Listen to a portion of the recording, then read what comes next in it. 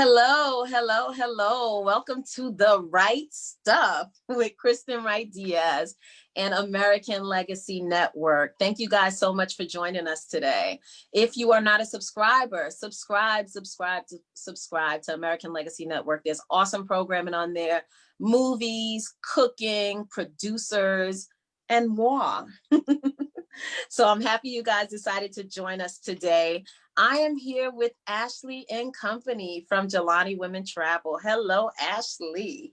Hey sis, how are you? I'm good. And there is so much to share about you and your company today. But before we get started, I'm going to read you guys her bio. And when we get to the end of our interview, I would love for you to ask questions. It's going to be a lot of fun. All right.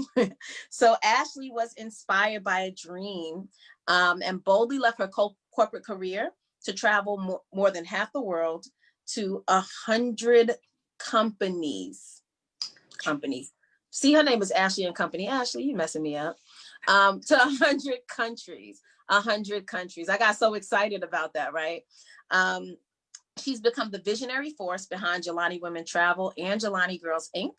And she curates cultural immersion and service trips for Black women traveling to Africa, while simultaneously raising funds to recreate the experience for underserved youth in South Africa and the US. As a global activist and speaker, she has started a movement for Black women and girls to reimagine Africa and redefine their concept of community and identity.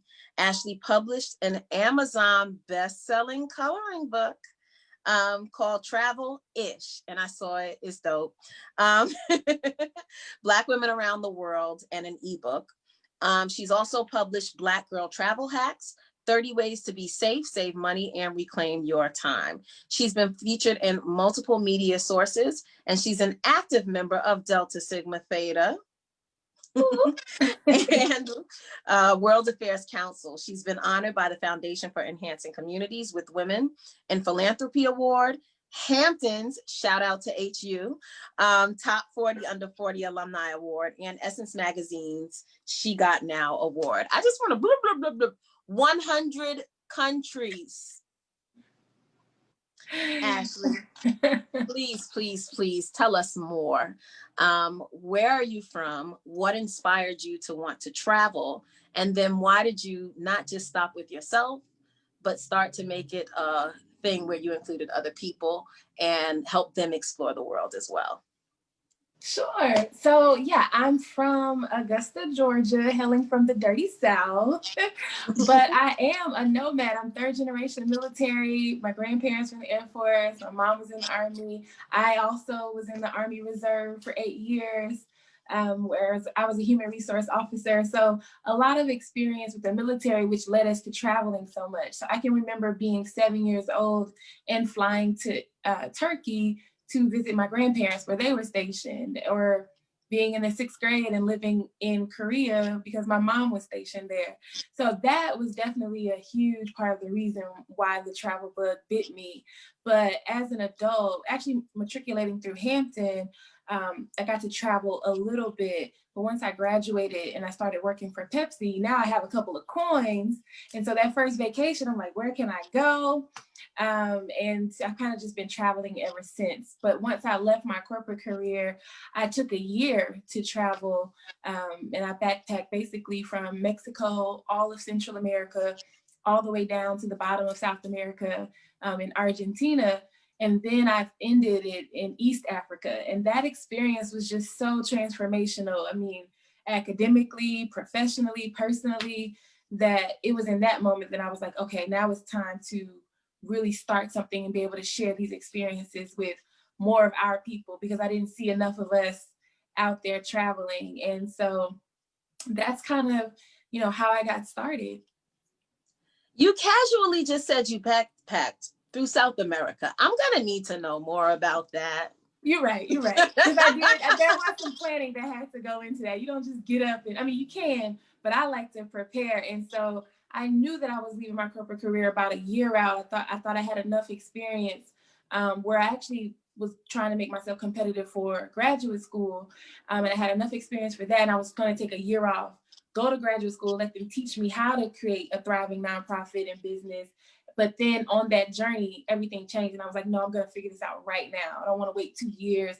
But so in preparation, I actually taught myself Spanish, which made it a lot easier for me to navigate through so many countries in Latin America, because that part, the language barrier could have definitely tried to hold me back. It just made it a lot easier, especially being by myself and a female. One of the things that was really powerful in that experience was seeing so many Black people in Central and South America that I didn't know. And before that, I thought Black people were in the US, in Africa, and maybe in the Caribbean, but we're the Afro-Mexicans, Afro-Peruvian, that was really, really special. And that's what made me create Jalani Girls. I was like, these girls need to see that globally, we are the majority. We're not a minority. And you can walk a little straighter through the world when you realize that, and stand a little taller when you recognize that. And so that's what I set out to do. Yes. And I'm shaking my head. Because I found out about you. We met through Momentum. Mm-hmm. And there's I travel as well. Like that's my thing. And I literally met you. We ended up traveling to the same country at the same time. Yes. So me and Ashley actually bumped into each other in Kenya at this fabulous hotel over brunch. And if you know me, you know I do love a brunch. Okay, Rodney, founder of American Legacy, knows. If you feed me, we are friends forever. But, just to talk about what it's like when you show up in different places in the world. I've done a couple of trips now. I did Brazil and 2 countries in Central America. And when you show up there and people look just like you, and you're here in America feeling like a minority, it makes a huge difference in how you feel and how you show up. And speaking on how it makes a difference, what are some things that you've experienced when traveling as a brown girl that were positive as a result of being that, or negative as a result of being that? Oh, and sure. You know what I mean. I have both. Let's start with gratitude and positivity. So I was really grateful to see so many people that look like me, and traveling by myself, sometimes on long bus rides, going cross countries, crossing borders. There's sometimes we finally get a privilege, right? And the privilege was, especially because I taught myself Spanish, I actually looked like a lot of the people throughout Central and South America. And so when it comes to opportunistic crime and targeting you as the American, when they think of the American, they're thinking of white people. And so I was much less targeted. And I think I got through situations better with my Spanish, and the way that I looked, I was able to like bargain and negotiate and get more of the local prices better. So those are definitely some positive opportunities that I experienced. On the negative side, I think when I'm traveling through Europe, I've had some like racial experiences. I remember going to Greece for my birthday a few years ago, and I met some friends in Italy, but Greece, they didn't want to add on. Or, when you're an entrepreneur, you have more free time. They had to go back, didn't have as much PTO. So I wanted to do a little quick 3-day add-on. And while I was there, feeling like the goddess that I knew I was, in this beautiful white dress and bantu knots, and just feeling so good. And then right across from me, there's these like 5 or 6 white guys kind of hanging out. Seemed like they were trying to wait to get into a lounge or a restaurant. And they're just kind of outside with drinks in their hands, and they yell the N-word to me. And what was really interesting to me is the way he did it was with the A on the end. And so he was trying to act like he was cool and make his friends laugh. And he was almost looking like, why do you look offended? Like, I didn't say ER, I said with the A. And I was actually so offended, because that's always the ignorant thing that they do. But I was even more offended that you thought that I would respond to that, when I literally did look like a goddess. Like, no. Yeah. I'm like, why would any woman who is just dressed to the nine in a beautiful flowing white dress and by herself, and I was just so zen. All the buildings in Greece where I was were white. It was just kind of a really beautiful scene. And then he comes with this ugliness. And I really had to think in that moment, like, do I need to show him what, like, how do I want to show up in this moment? You see my face? And yeah, but I think I just said something like, that's really ignorant. And I just kept walking. And then by the time I got back to my hotel, I actually was very like upset, because, that just, that just doesn't happen every day. And then especially when you felt your most beautiful, for somebody to be so ugly towards you. So that was one of the things that, you know, I experienced that was kind of negative as a result of traveling with as a brown girl. Yeah. It's I feel like, you know, what you said earlier, when you travel to places, particularly places where there are brown people, I've always felt so embraced. And it's amazing when I hear people say, oh, I'm scared. It's to travel. I'm a woman. I'm American. I'm like, it's different for us. Mm-hmm. People see us Mm-hmm. very differently outside of this country. Yeah. And even around the turn of, I'd say around 2016, I got a lot of empathy from people, especially even traveling after that. It was like, we're so sorry. And I was like, thank you. So it's different. It's different. And thinking about places that you've chosen to travel, what inspires your choices in your travel? Like, have you ever like watched a movie and said, ooh, like Greece, everybody see those pictures. I want to go stand with the white and have a flowing yellow dress on top of one of those beautiful homes. Like, what inspires you to choose places? So I think the number one thing that inspires me, at least in the beginning, because now at this point of half the world, I actually am more interested in returning to some of the places that I've loved as opposed to trying to be on a race to get to the rest of the world. But would be food. I love different types of cuisine. And when I taste something really good in a restaurant and I'm like, oh, it's from there, then I'm like, okay, let me look it up. And when I look it up and see more pictures and it's beautiful, and I'm like, how much? Then the next thing I do, Google flights. How much does this cost to get there? What does this look like? Is this possible? And it's always possible. The question is it possible in the near future or later on? You have to plan and save more. That's usually my thing. Or another thing could be the music. If I'm really enjoying the music, or an encounter with a person. So sometimes I remember meeting this really nice. This person was just so nice. We were in a grocery store and they were just so nice. And I remember asking them where they're from, and they said Costa Rica. And I was just like, I've heard about it. And then I saw some pictures, but them being so warm, and sure enough, that country, I think they literally won awards for being the friendliest place on earth. So it's really. Did you go to the brown side or did you go to the white side? You know me. I went to both. I didn't know there was one until I got there and I met like some brown people and they said, are you here for the African festival? I was like, wait, what? So I was over on the surface side having a good time, but I said next time. Yeah, so I actually spent quite a bit of time there, almost a month. So I started in Manuel Antonio, which is the surfing side, but then I finished off in Puerto Viejo in the Caribbean side. Mm-hmm. So you said you get inspired by dishes. Yes, when the food is good, I'm trying to go. What places have you gone to as a result of eating a dish in that place? 100% Senegalese food, 1000%. I was in New York, living in Harlem, went to 116, and there was this Senegalese restaurant. It was so good, and I was like, it's time. Well, there were two pieces. There were two pieces about Senegal. The first was actually the statue. It's called the Renaissance Monument, and it's a statue the size of the Statue of Liberty or the Eiffel Tower, but it's a Black family. And so I thought that was so beautiful. And I'm like, why haven't I heard this? I was like, I have to get there one day. And I remember saying that to myself. And so it was a plan, but it was a far off plan. Like, one day I'm going to get there. And then I had that food, and I literally did exactly what I said. I got on Google Flights, and I was like, okay, I could do this maybe by December. And I started planning. So shout out to Senegalese food. My friend owns a restaurant on Central Park. It's like on 110th, I want to say. It is delicious. That's the one I'm thinking about. I said 116, but maybe it's 110. I'm trying to remember the name of it. I feel terrible. I don't remember the name of his restaurant. There's two, and I love them both. Yeah, their food is delicious. But when you think about travel, you said, I had the coins. I just look up flights. I always share with young people that I always loved to travel, but I didn't always have the money. And when I didn't, I was really smart about how I navigated it. Like I took my first trip as a student in FAMU teaching students in Japan. And I think I paid $400. I got a stipend. I got 12 credits. Like I always say, I saved my mama $5,000 by traveling to Japan. And then after that, I would always take like traveling jobs where I would like give up my seats. Hey ma, I need you to keep my daughter for another night.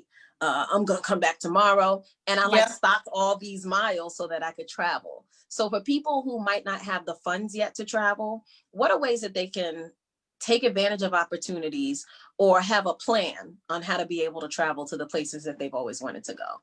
Oh yeah, absolutely. I love the ones that you came up with. Like those are some of the hacks I talk about in my new ebook, Black Girl Travel Hacks, on ways to save money. Give up that seat, get your travel insurance. The minute they delay you, they owe you money. I mean, there's so many different little ways. But for young people, I really like your story because I actually didn't study abroad. That's one of my regrets. But using the systems and the organizations that are out there for you to get what you need, being smart about it, and leveraging what organizations have a mission to do, what people are donating on your behalf to do. Like sometimes since they do want to consider us a minority in the US, use that to your advantage for programs, for scholarships. I certainly agree with that. And just knowing that there's so much out there, but you have to read, you have to research, you have to network. One of the things, and you don't, a lot of times you don't know what you can't see. And so the more that you try to expose yourself, the more that you ask those questions, the better off you are. I was just sharing with my family not too long ago. I was thinking, like, if I had been exposed to what I exposed our Jalani girls to last summer, which were some U.S. diplomats in South Africa, and I saw the aha moments in their eyes as they were able to experience and learn from them and get, receive a workshop from the U.S. Embassy.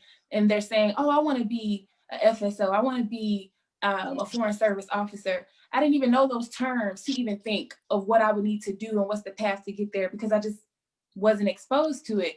And I think I honestly would have done that if I would have known. So you don't know what you don't know that you don't know. And so it's really important to go find out what you don't know. Ask those questions, read, keep going, always have that thirst for knowledge. And the thing about travel is once you do something a little bit, you'll probably learn a little bit more to get you to the next place. So that's the general mindset that you want to have. And then also know that you do not have to be rich to travel. A lot of people think that you do. There's certain trips and experiences that you can have, whether you're backpacking, you find flight deals, you support somebody with market research, so they're more willing to pay for you to do something. There's opportunity. The opportunities are out there. Don't be fooled by one filter that you might see on social media and think that it has to be looked that certain way. Yeah. I shout out to Mariposa. I stayed in Nicaragua with my daughter for a week. And I want to say we paid less than $500. The food was included. The lodging was included. Activities were included. You got to like animals. I'm kind of, I hug trees. So we woke up every day to monkeys and roosters and things like that. But we also had Spanish classes every morning. And that was an awesome experience to be able to expose her to for a really low cost. And it was, I was able to go and support a community. We bought seeds, we bought notebooks and pencils. We got to teach, we got to be taught. So it was such a cultural exchange. And so that makes me think about the fact that you take young girls with you. What was the idea for Jalani Girls? And what are some of the experiences that they get when they travel with you to different places? So, you said the idea around Jalani Girls and how it got started? Yeah.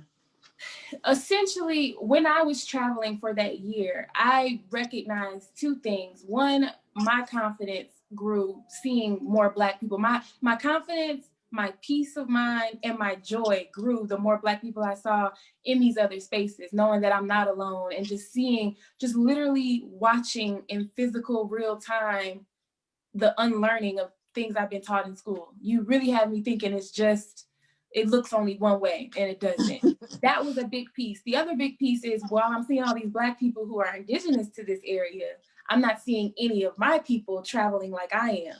I'm in these hostels and in these hotels, and I'm the only one I see. And that was a problem for me. This was in 2012 and 2013, before the kind of the Black travel movement really started getting bigger with really big travel companies. They were out there traveling just like I was at that time. And we were all having the same kind of experience. Like, where are we? And then we all took to our different ways to make that happen. I know some took to Instagram, which was really brilliant. Some, did other things. But I said, let me start with young people, because I felt that I could really shape young people's minds better.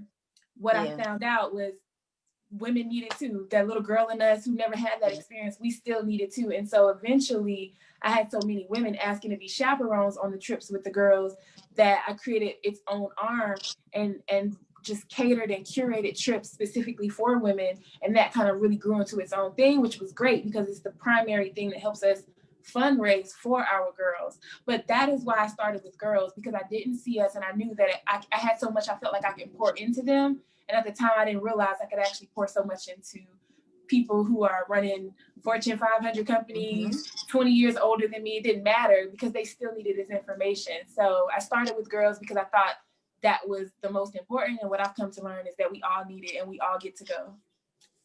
Thank you. And where are we going? We're going to places that are culturally enriching. So tell me how you choose those places. I'm all with the food. I feel like I need to travel to places and eat right now as we speak. But when it comes to trips that you pick for the girls, like, why do you choose those places? And what are some of the culturally enriching things that they do when they're there? Sure. So excuse me. Okay. So with the girls, the first place that we started was in Ghana. And that was because I had relationships there with a schoolhouse where the girls would stay. Because a lot of schools across the continent have boarding school type models. And so we stayed with them so they could really immerse themselves with their peers, other Ghanaian girls. And then we always do a service project. And so there was a elementary age class that we were able to support with the Christmas project because we went during the Christmas holiday. But then after that, we actually went to Trinidad a couple of times because we had relationships with the U.S. Embassy. But I always wanted us to go back to, like, Africa was always the goal. We had, I had to fundraise so much of it on my own before people started to like really see and believe the vision I always had. And so to do that, it was a lot cheaper to get to Trinidad and have more resources. So we went there a couple of years, but eventually and going forward, we've always been going to Africa, and we decided to go to South Africa for a couple of reasons. One, because I moved there, so I was living there. I had way more relationships there. But then also the history is so, the synergies of the history, they're so similar that we, the shared oppression, the fact that white people are still there. And so it looks a lot different than some of the other countries like post-colonial times. There's so many things that we can talk about in the history that they learn with the girls there that is really powerful. So we chose that as the place that we focus on now. And so now every year we go to South Africa. With the women's program, we actually go to 13 countries across because that is more of a vacation with a purpose. They also do a day of service, but they're vacationing. So I've been to over 20 countries in Africa, and I've picked the best of the best locales, all the things you want to do from the rooftop to the actual rural areas, to just really see and embrace and feel it all. And so there's a lot more countries that they get to pick from based on the time of year they want to travel and how long they want to stay and things like that. So for the viewers, she's like vaguely mentioning 20 countries. Tell us the countries that you travel to. Okay. I'm in my mind, all I can see is like a couple of my friends who actually did do a trip or a few trips with you, standing on a sand dune in Morocco with these flowy dresses. Talk about why volunteer service and also why luxury for Black women. Because I know that that's a piece of your trip. That's a biggie. Yeah, it's really, when I curate trips, we've done private trips, we've had universities ask us, we've had some fraternities ask us to do trips. We do the private trips for anybody. Anybody would have a good time. But when I really sit down and curate the itineraries, I have Black women in mind. Black women, as Malcolm X has said, in paraphrasing, we're the most neglected, disrespected, just forgotten about demographic are Black women. And so we need what we need. Like, we're the nurturers, we're always giving our last. And so I really want to create an experience for Black women to just be able to release, feel safe, let down their hair, and know that we got you at Jalani Women. Like, you don't have to think about a thing. You don't have to plan a thing. You could be, I've never traveled before. We've had plenty of travelers who've never even been on a plane. Most of them have, but we have some that have never been on a plane. We have plenty who've never been to Africa.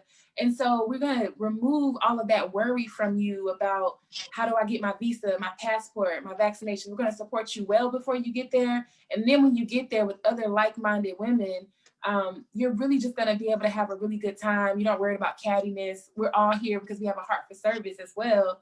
So the likelihood of drama is just very low. And a lot of women come in as strangers and they leave as friends. We've had women doing business together now. We have women who refuse to go on another trip unless her girl that she met on that trip is available. I mean, we've just seen some really beautiful relationships form. And so that's just been really important when it comes to the women going on these trips. To have that experience, you need to feel like you're in a clean, safe, comfortable, serene environment. And those details, the success is always in the details. So I'm not just gonna throw you out there in the middle of the Sahara. We're gonna glamp, we're gonna have a good time. I'm gonna make sure you have the Moroccan caftan, that you really feel it from all the senses. Really good food, you know. And so, yeah, we're gonna go to those spaces that are like diamonds in the rough. So that's why you would see them in those caftans in the Sahara Desert in Morocco, but then you would also see them in some of the most beautiful beaches in the world in Kenya and Zanzibar, or you might see them on one of the most beautiful mountains, the most iconic mountains, which is Table Mountain in South Africa. Like, wherever the beauty is, we want people to reimagine Africa, and so we take them to those places and make sure they're having and feeling really good. That was actually my next question. Reimagining Africa. What does that look like? What does that feel like? Where are we doing that? What experience is somebody going to get? For those who may know nothing about Africa or have fears around traveling there, I think that's a stigma that has started to be lifted over the last few years. Mm-hmm. But how do you present Africa reimagined to someone who's never been there? Well, we're doing it through technology platform of Instagram using hashtags. We actually started the hashtag Reimagine Africa. And so when you click on it, you'll see a lot of beautiful, positive images that both we've posted and other people, because it's kind of picked up. Pause. And can you drop the link so people can find this as you're talking about it? Drop the link. You're talking about all these beautiful trips and the beaches. Somebody right now is listening going, as soon as COVID is over, I need to go log on. So drop that link and then keep going. Okay. So I am not sure how to drop the link, but no, just say it. Josh is our producer. He's got it. Okay, so if you go to JalaniWomen.org, you'll get there. JalaniWomen.org/travel will show you all of these different beautiful locales. You know, when you go to JalaniWomen.org, you'll also see a blog tab, or JalaniWomen.org/blog. And there's a lot of good information about like the 5 best places to go to in Egypt, to experience Egypt, the best food, the 5 best things to eat when you get to Senegal. Like, there's a lot of good information and beautiful imagery. And then if you follow us on Instagram at Jalani Women Travel, you'll certainly see the hashtags. All you have to do is click on it and you'll see those pictures. You can also do hashtag Jalani Women Travel. You'll see a lot of beautiful images. So yeah, those are some of the things to check out. And then I personally blog about experiences, a lot of different things. So you can also check out ashleyincompany.com. Everything links to each other. So that's one part. What was the question though? I got all excited. Oh no, you got it. Okay. I was talking about reimagining Africa. And my next question was going to be, when you are reimagining Africa, what does cultural immersion look like? I think, you know, sometimes Africa is either glorified, like everybody is living in castles and kings and queens, or it's vilified, like, you know, the old images that we used to see of people who are poor and poverty stricken. How do you find the balance in that? Right. And the way that it's presented, so that, you know, we're not feeling like we're going over there and taking from their culture? And how do we like really immerse ourselves in the culture instead of just being, you know, onlookers? Yeah, one of the best ways to immerse yourself and to not feel like you're just taking is the model that I created with Jalani Women Travel. And what I see that you do, like when you were explaining what you were doing in Nicaragua, like you want to try to leave a country a little better than you found it. So if there's some type of service, if there's some way you can give back, but just also being able to just have conversations with people, not just taking, making sure that you are being a model tourist. So if it's in the tourism industry, tipping is appropriate. So making sure that you're tipping them what they need to be tipped, thinking of little details like when you're bargaining, because that is part of the culture in emerging markets, that you don't bargain so much that you end up realizing when you transfer over the currency that you're actually arguing over 25 cents, which 25 cents for someone else can go a lot further and you wouldn't even be thinking about it, but you got so caught up in the sport of it. So there's little things that you can do to not take and to also give back. But we dedicate one day to a day of service with young people, and that feels really good because you truly get to connect and have those conversations and have impact and get to know people and remember names and see those smiles of just simply letting them know that you care. And what I also really love about when Jalani Women comes through for these babies, anytime they were getting any support from anybody in America, a lot of times they didn't look like us. And so instead of anybody in an emerging market that are Black or brown feeling like there's some type of white savior complex, I love for them to know it's people out there that looks just like them, where the only difference between us is, maybe a boat stop or who left and who didn't. But we share the same ancestry, we come from the same motherland, and we still care about you and we still love you. So to be able to kind of show that during a day, it's really powerful. But then also just thinking of reimagining Africa, I actually don't think we do enough of, I guess, maybe over fantasizing Africa, because I don't think people realize how beautiful it actually is. And so the only instance where I can really think of, a very popular time was very recent with Black is King. And there was actually an article in Essence where it was criticized for saying you're just over dramatizing Africa and not really telling the true Africa. And I actually wrote something opposing that, only because it's not enough. Thank you, Beyonce, for doing that. And we need much more of it, because you need to balance out all the years and currently of it's still driven in people's mind that it's, poverty stricken, AIDS, flies on babies' faces, famine, and that's it. When the reality is it's both.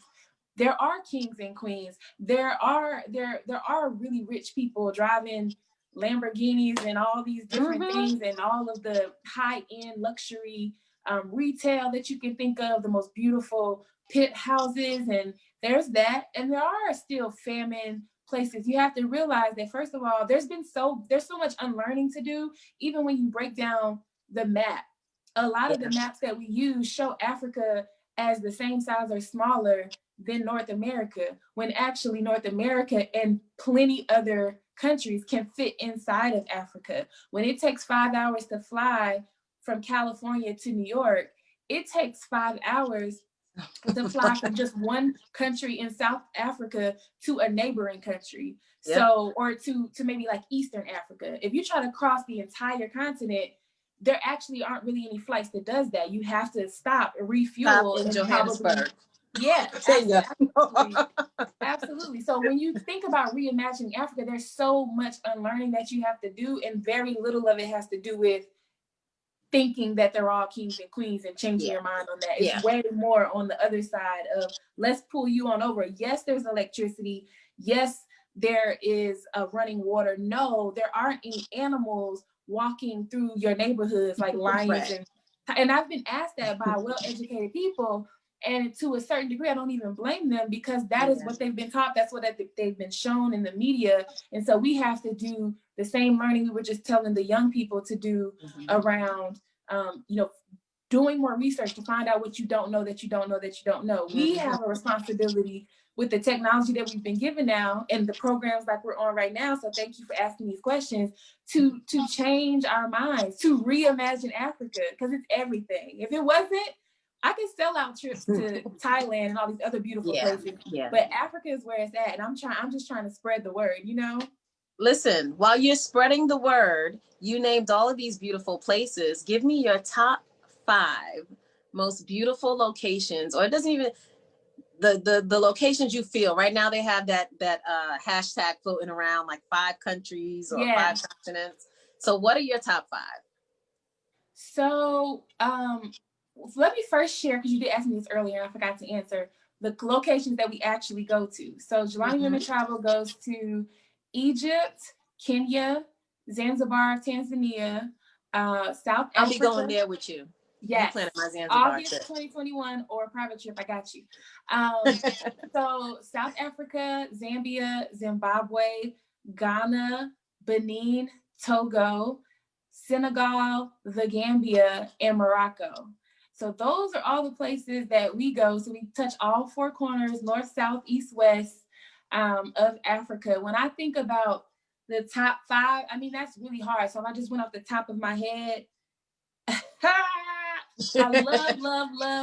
I love Kenya. I love Ghana, Senegal, Morocco, South Africa. Yeah, that's somewhere around my top 10. I love Egypt too, but okay, I did my 5. Kenya, I think Kenya might be my number 1. I have a few more. I haven't been to as many countries as you yet, but I loved Kenya. I rode a bike with a zebra. It was amazing. Yes. And the food was really, really good. Cape Town has and great the people, food. Right? Oh, they were like, "You are me." I was like, "Yes, and I am you." And I did my ancestry. So Ancestry brings me somewhere out that way, right? Okay. Ancestry.com. Yes. I think like Bantu, Cameroon, and that part of Africa, and then Senegal, Benin and Togo, Nigeria. Nigeria. All my Niger friends are gonna be mad I didn't name Nigeria. I love you in Nigeria. Make no mistake. Yeah, see, I haven't been to Nigeria yet, but I do want to go to Nigeria. I want to go to Senegal. I love Morocco. I love the artistry in Morocco. I really like the craftsmanship of the way they built. And then Egypt was different. I wasn't expecting that.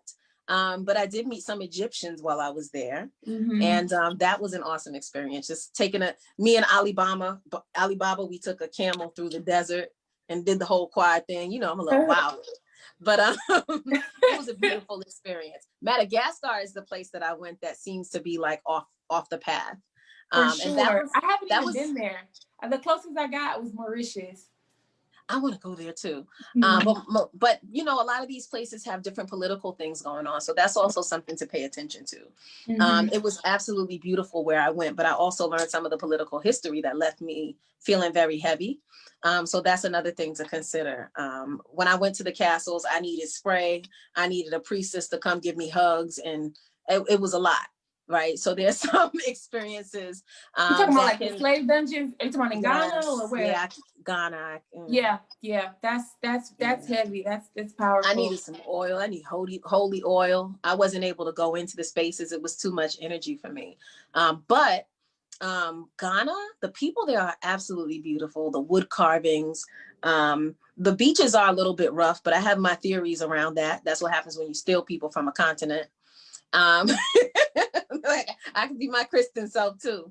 But beautiful people. It was just I have a girlfriend who's April, who's traveled all throughout Africa. She lived in Rwanda, and she said one of her favorite things about being in America is looking at Black people in spaces and going like, he's from Senegal, she's from Kenya, I do that too. He's from Cameroon. Like once you've been there, you start to recognize the faces, because let me tell you, you see yourself and your family when you get over there, and that's pretty awesome.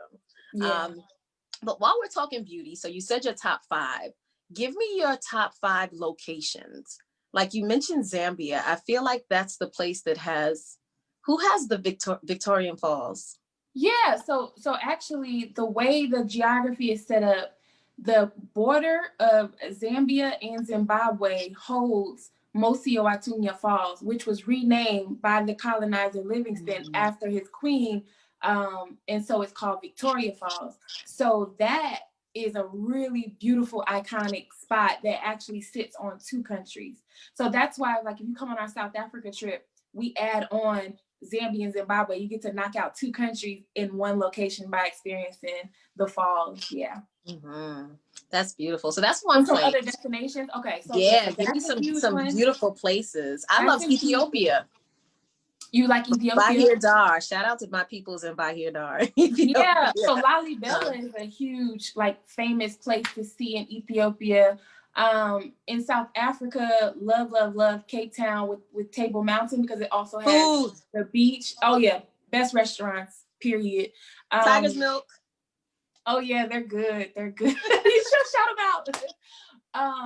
And then of course the wine farms, and it's a good time. It's a good time. What else? Of course, one of the best safaris in the world would be the Masai Mara and the Serengeti, that sits between Kenya and Tanzania. And the Sahara Desert is really an incredible sight. I mean, that's one of the lifetime type of bucket list type of things, to spend the night. I've never seen stars like I've seen out in the Sahara Desert. That beauty. I mean, it's sometimes when I think about some of the places that I've been, where I've just I feel like I'm beholding the beauty that you could just, was so clear how magnificent God was when he created it. Like, you run out of breath and you just sit there and you're like, wow, that happened after I climbed Table Mountain and I got to the top, and I was just like, wow, really, God? I just had to sit down. And the Sahara Desert was another one. The falls, the Egypt, the pyramids were really, really cool to see and experience. And the Sphinx, when you hear the history, and then if you actually go inside of the pyramid, that's pretty interesting. Last December, I went to Sudan and learned that there are actually pyramids in Sudan. Most people think the only pyramids exist are in Egypt, but they also have some, and they look completely different in Sudan, and where Kush is. And it's just a lot of amazing history and beautiful people there. So those are some destinations that I think are really beautiful when it comes to just kind of like the man-made, straight up, that type of thing. That Renaissance monument in Senegal is just, to see a Black family so huge like that, and to know that we've covered it over so many years in movies, the Eiffel Tower and the Colosseum in Rome and the Statue of Liberty and those things. Anybody can spit those out to you, but nobody knows that. It's really powerful to know that all these Africans here, they know about it, they saw it. And then now that we're able to share it, and more of us are able to see that we have our kind of our own Black family statue. I mean, it's really beautiful. So it's not just about travel, it's also about history. Yeah, for sure. Absolutely.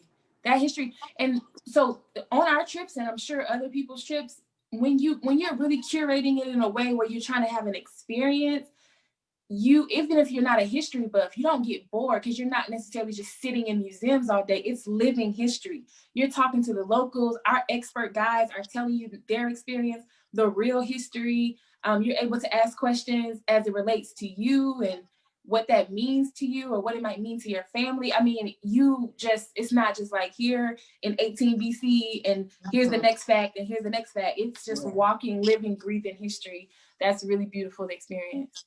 Yeah, thank you. And shout out to Lissa. She just said she did your trips. I know Lissa did your Morocco trip and your Kenya trip.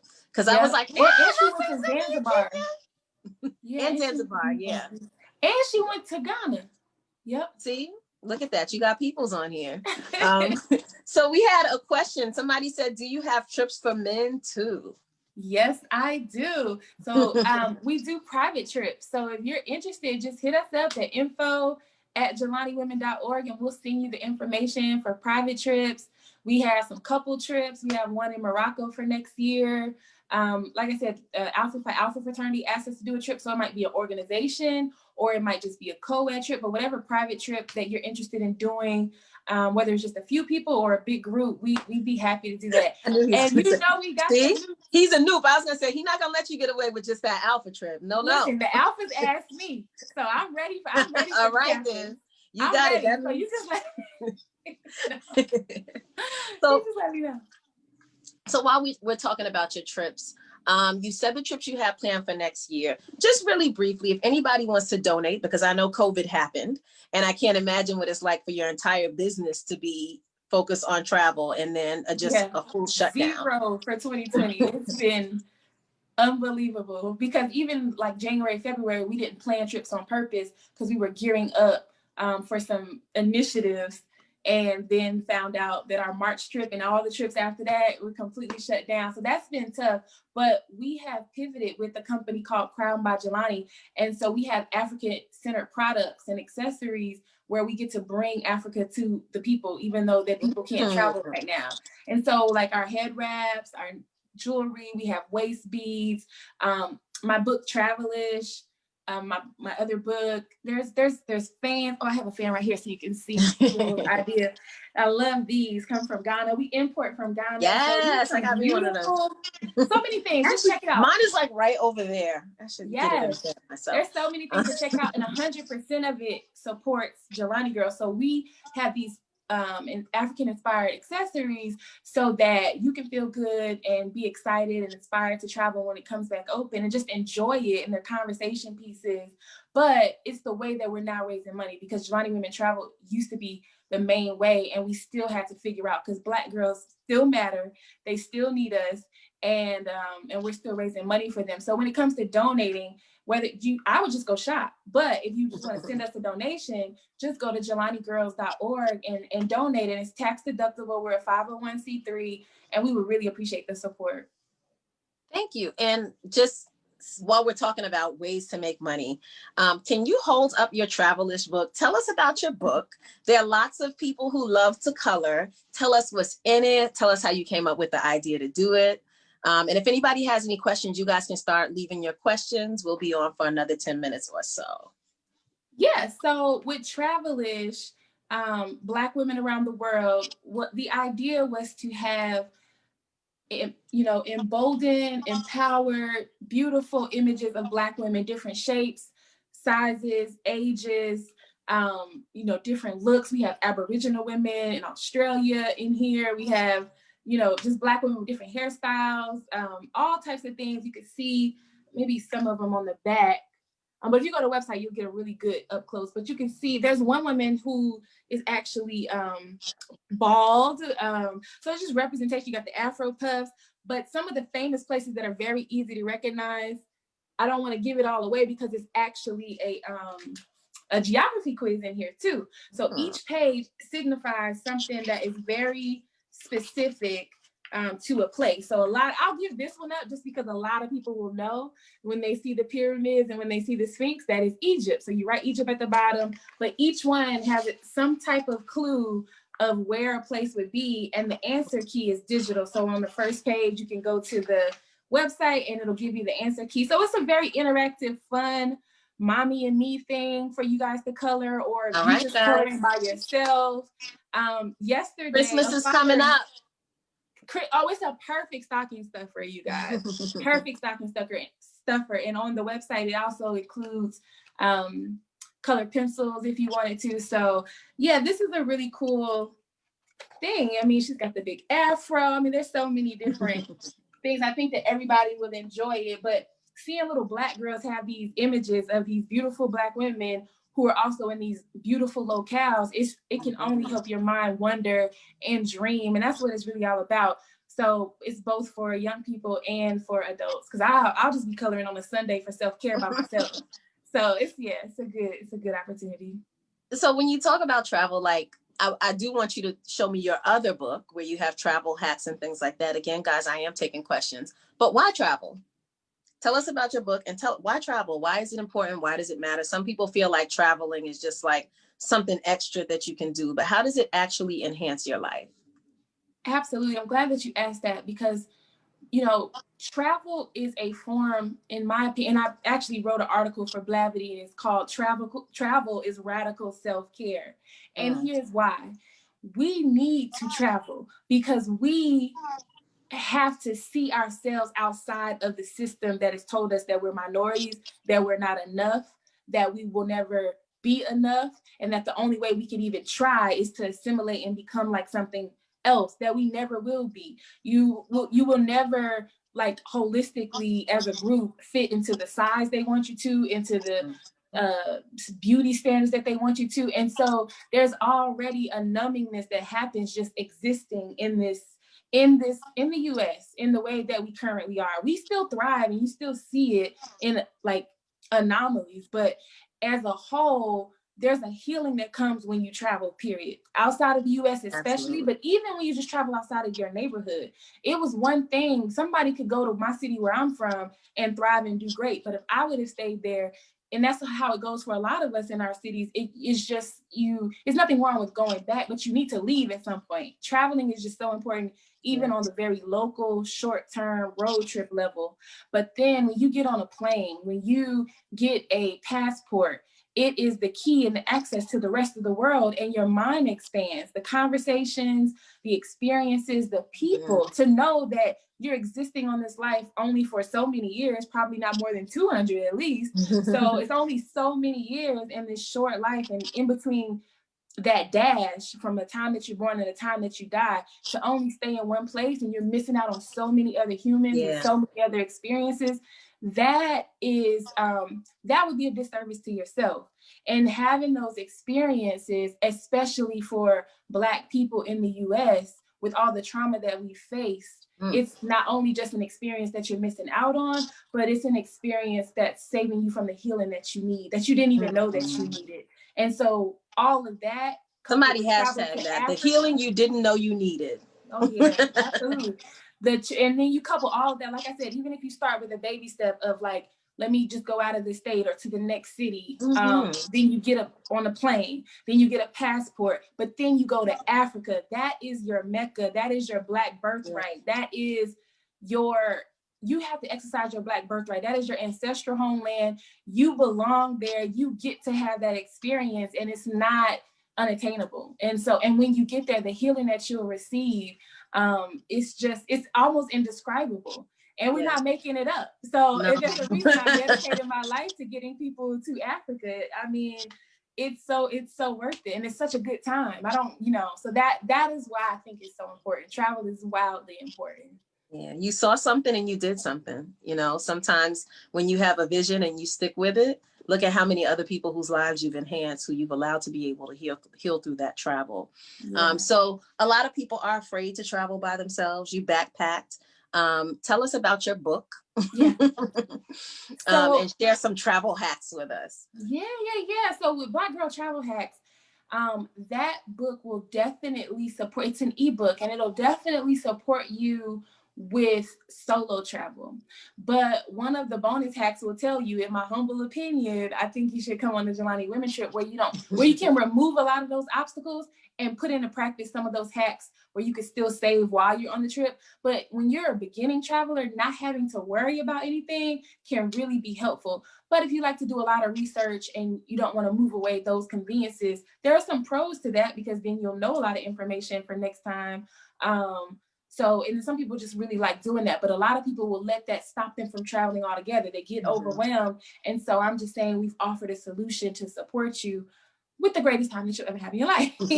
And so that's one part. But some of the simple hacks would be, so the way that I like to break it down is you got to start thinking about travel even before you actually travel. So there's the pre-travel hacks, there's the actually during travel, and then there's the post-travel hacks. So like, for example, before you would leave, you should create a packing list, which we have one for you that we can share. But that will help you not overpack. And then you're wasting money because now your suitcase is too heavy. And the best hack about that is when you pack right and pack light, all the things that you buy when you get there, now you can bring it back.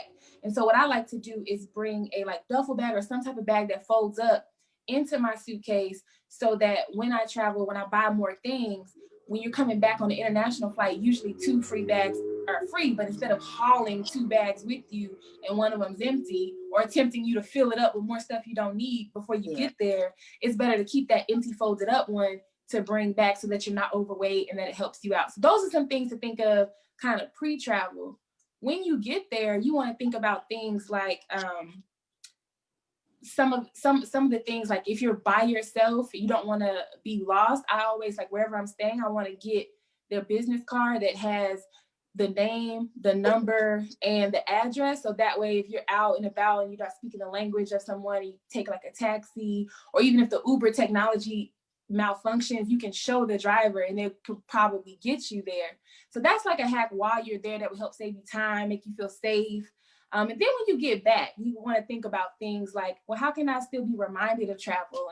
And what can I do to keep travel kind of close to me, or that trip close to me?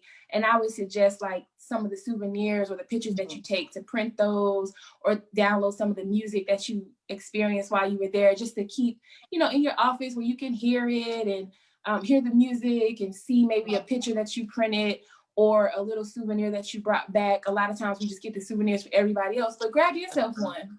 So those are some of the hacks that I would say. Yeah, those are some great hacks. I'm like going through memory lane right now. When you talk about grabbing a card, anybody who knows me knows I rolled out to Cuba, didn't know I couldn't use my card, and made a whole lot of friends riding me around on bikes. One of the first people who rode me around, I told them where I was staying, and they rode me like 15 minutes, made sure I was okay, made sure I was safe. When we got to where I told him, I pull out the card. I'm like, see here. He goes, we were 1 block away when I picked you up. I was like, my bad. I guess I should have showed you that earlier. So it's funny to think about those things. And shout out to Wafia, my girl who traveled with me for 2 months throughout Africa a few years ago. I wish I was with you. Listen, by the time we made it from Morocco to Spain and 3 other countries, we had about 7 bags each. Don't ask me how I made it back to the US. I walked very closely to people to fake like I was carrying bags with them. It was crazy. But I wish I would have known exactly what you said, to bring an extra bag on the side. I think I shipped some stuff home, but it was insane. That, the lighter you pack, the farther you can go. And so it's that's easy something to pack that lighter when you have a list. Like if you have 7-day trip, you don't need 16 pair of pants. No, you don't. Just don't. No, you don't. And the more you travel, the more you learn that. Because I used to be ridiculous when I was young. I used to bring big old suitcases with radios in them. And now I'm like, let me get that, and that, right? You learn how to take one pair of jeans. You mentioned earlier, like when you're able to just be with people. So one of the things that I learned over the years to tone down was how I dress. You know what I mean? Because there are so many brown people everywhere I've ever been in the world. If I put on a t-shirt and some jeans, I can blend. In Cuba, in Brazil, in DR, in Kenya, and you put on a t-shirt and some jeans, and you could just nod your head and act like you're one of the people. And chances are, based on how you carry yourself, people may not know. It's not until you open your mouth. I listen. I talk a lot, but I know when I travel. Me too. I just point on the local bus rides. I didn't say a thing. Yeah. Right. So last thing I was going to ask you, what is something that you have collected? Tell me a memory, one of your fondest memories of traveling. So that's kind of like twofold. What do you collect? Since you told us that we need to collect things to remember, and then share a fond memory with us. Take us away. Okay. Well, I used to collect magnets because I wanted something small, and I was literally I was in I might be in 4 countries in 1 month. I was backpacking for a whole year. So the magnets were good. So that's, I think that's better than like the shot glasses a lot of people do, because they can break easier. And when you put them in the whatever dishwasher, it can go away. So try magnets.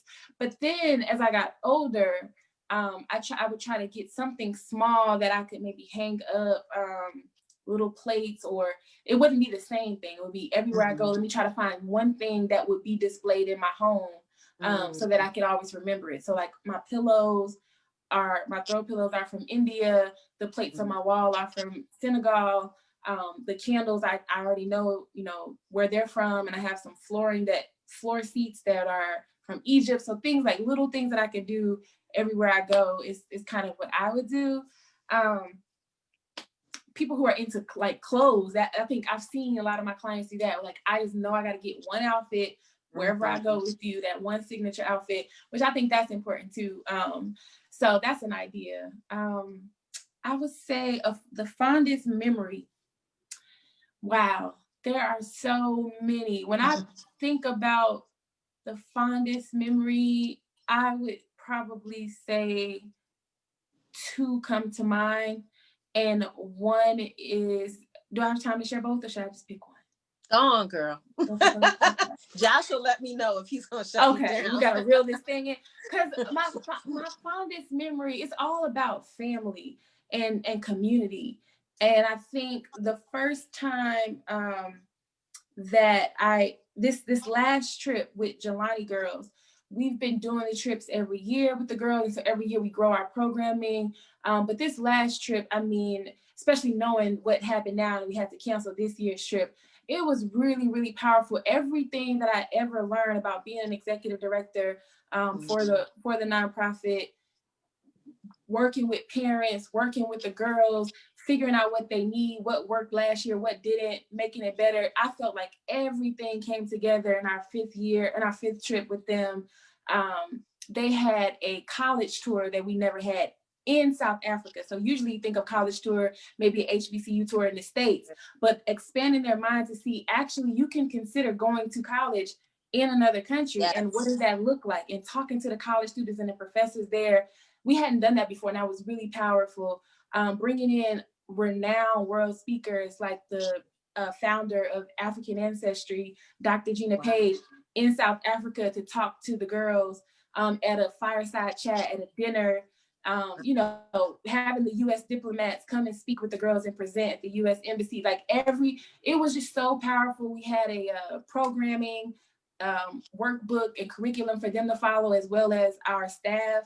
So it was just the best accomplishment that I had. We had a 24/7, we call it a videographer. So we captured everything. So if you want to see the type of things that I'm describing that I could just tear up thinking about, go to JalaniGirls.org. I was just going to ask. If a girl wants to sign up, would they be able to go on Jalani Girls as well and sign up? And there's a button that says apply. So the programming will look different for them this time. It'll be digital, and that's what we're fundraising for, trying to create that digital space and platform for them to be able to get the information. But as a result, we're going to be able to reach 1,000 girls, and it's going to be really powerful.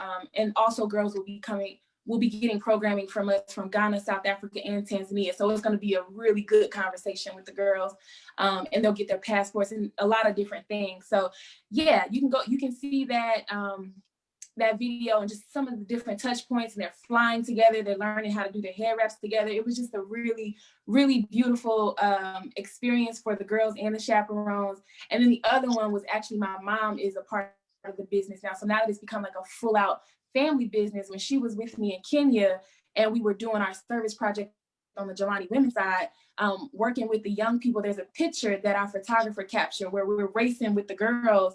And that moment is just like, it just reminds me of my fondest memory with those students, because I guess I just love children, but really seeing the impact and the aha and the smiles and the joy from the Black women who came from the US, who might not have ever come to Africa if we hadn't created it and they didn't feel safe, to the young people in Kenya who are looking at us like, I'm just so glad you look like me. And just the love that we were able to create in that space.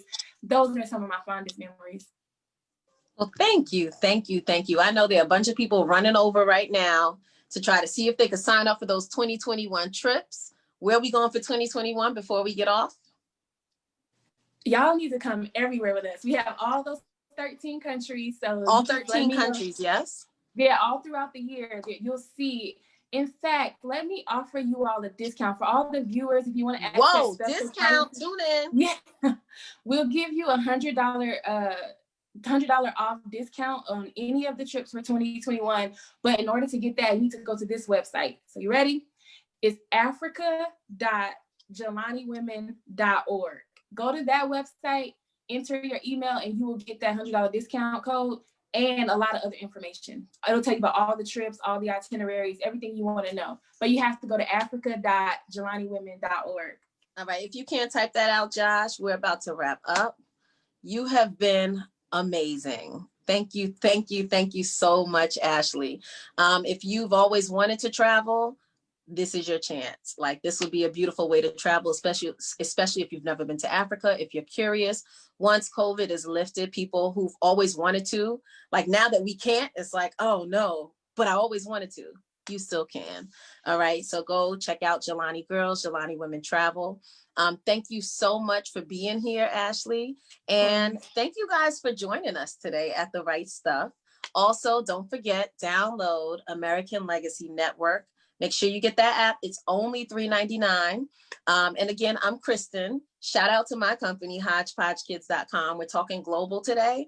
And so I have a global online community center. You could get puppetry, dance, music, cooking, tutoring, algebra, science, math, English, just about everything at hodgepodgekids.com. I got to plug my stuff too, you know.